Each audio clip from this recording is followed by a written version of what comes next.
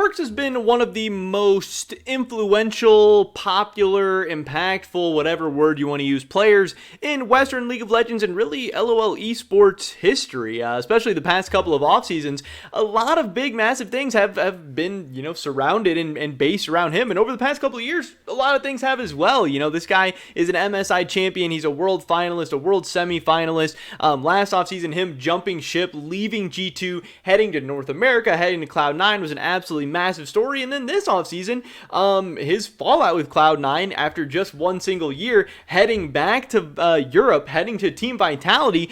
This is a major off-season story once again. This guy just can't stay out of the headlines. People love watching this guy. He has a huge, passionate fan base. He gets crazy, engagement on social medias and everything. And he's back in the news once again today. So a couple of different really, really crazy and interesting stories coming out about Perkz that we just need to talk about. So definitely drop a like if you guys do enjoy this video. I would appreciate it so much. And subscribe to stay up to date on all my latest content. A lot of drama and controversy and stuff recently. We've definitely lost a couple of subs, but overall we've still been gaining. But, every time some people start dropping off, we need more people to subscribe to keep those numbers running up and to hit our goals by the end of the year. So that'd be awesome if you guys helped us out. But with that being said, let's get right into this. Some of the big Perkz news coming out today is that he's changing his Twitter handle. No, I'm just kidding. This is not the big news, but this was kind of an interesting story. Emily Perkins, this was, Perkz, at Perkz on Twitter last year when everyone was tweeting at Perkz trying to get C9 Perkz. They were actually getting this lady, but now that Luca Perkz is going from Cloud9 to Vitality. Now Emily Perkins is C9 Perkz because she still has like a deal with C9 or something. So they're trading Twitter handles. She's C9 Perkz now.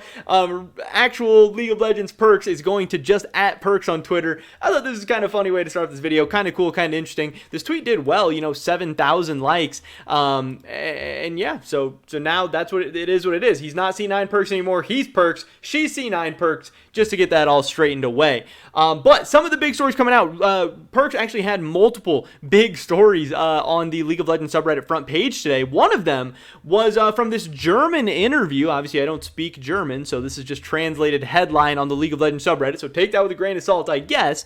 But this does say, Perkz about his time in Cloud9. What I saw and what I wanted to do was not the same in my team, and that was painting me from the inside out. Even though I was trying to hide it and lie to myself that it's going to be all right, it was still just a lie. Now, this obviously seems very, very bad about his time in North America, about his time with Cloud9. And yeah, kind of interesting because, again, this is what some people were really saying the whole year. It was kind of a storyline on like Twitter and Reddit that for whatever reason, Perkz looked uncomfortable in Cloud9, whether it was something to do with Cloud9, the organization, the roster, whether he personally was just a little bit off, whether it had something to do with North America, whatever. Some people were saying, oh, Perkz and Blabber just are way different and can't figure out how to play together. And then Perkz kind of confirming this, he's just saying what I saw and what I wanted to do was not the same in my team. Me and my team were really not on the same page. And again, here it is, the top comment on this Reddit thread, looked the whole season like him and Blabber not on the same page,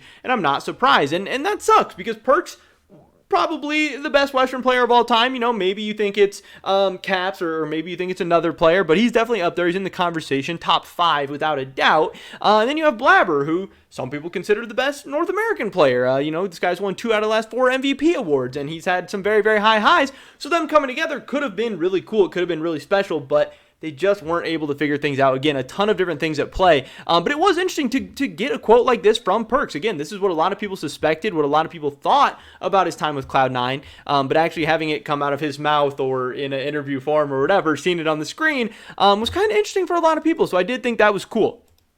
Another thing that we got is Team Vitality's new League of Legends star Perkz considered retiring this year. This article comes from Forbes, and there's definitely some very, very interesting things here. I got my ad blocker up, so we got to try and disable that real quick. 1 second. But we do have some quotes from Perkz in here. He said, with the hard times, I did, and then you start just getting so many ads. Like, what is this? How do I get past this? We have the quote here. He said, with the hard times, I did consider like retiring or taking a break or something because it can get very stressful at times, says Perkz. Like last last year, I was considering it as well, honestly. He talks about how, especially like during MSI and after MSI, once Sven got benched and Cloud9 just had all these question marks, all this craziness going on, all these issues when Cloud9 never really was as dominant as they had hoped. They had this really, really nasty team of bringing Sven, this really, really successful player, Vulcan, a really successful North American player, Blabber, maybe the best North American player. They spent all this money on Perkz.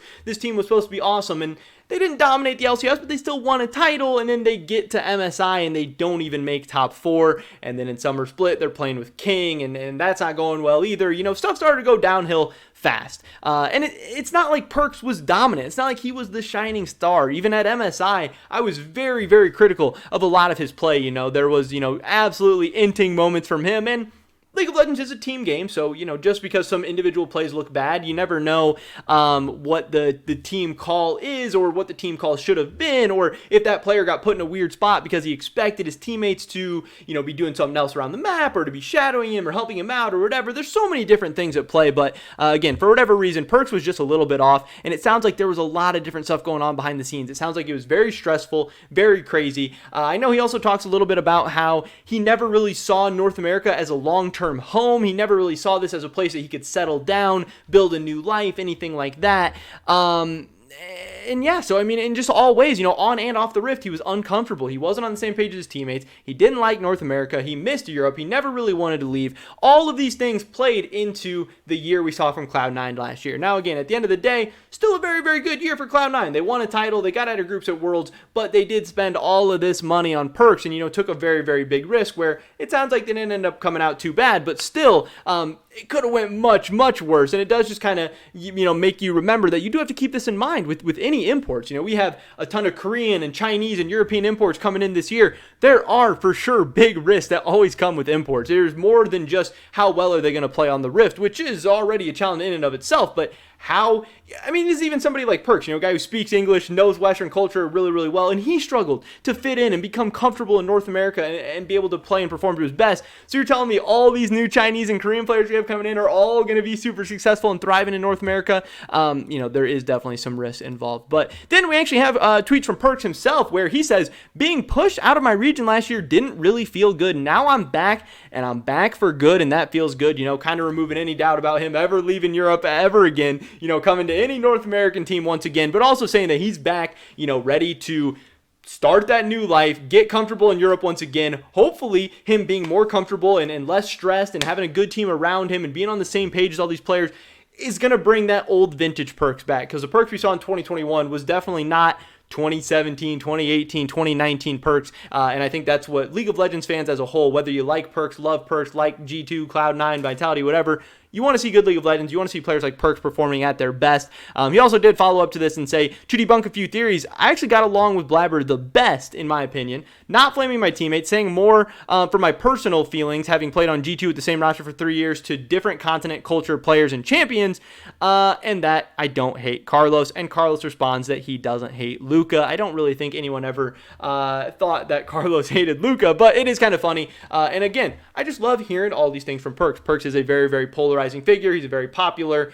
just kind of controversial figure in the space. And whenever you get to hear how things went on behind the scenes, especially at such a high-profile move as Perkz leaving G2, going to Cloud9, going to Vitality, I think that's so interesting. That's the stuff I love talking about on Twitter, on Reddit, on my YouTube channel. So I really wanted to make this video and get all this different information, just a bunch of different Perkz stories out to you guys, because I know a lot of people are interested in that stuff. So hopefully you did enjoy this video. So definitely drop a like if you did. I would appreciate that so much. Leave a comment down below. Do you think we're going to see vintage Perkz in 2022? Do you think the stars are aligning, everything's setting up to see a new and improved Perkz in 2022? Or do you think he might just be a little bit past his prime? I'd love to hear your guys' thoughts and opinions. Subscribe, stay up to date on all the latest content. Hopefully catch you guys in the next one. But until then, peace.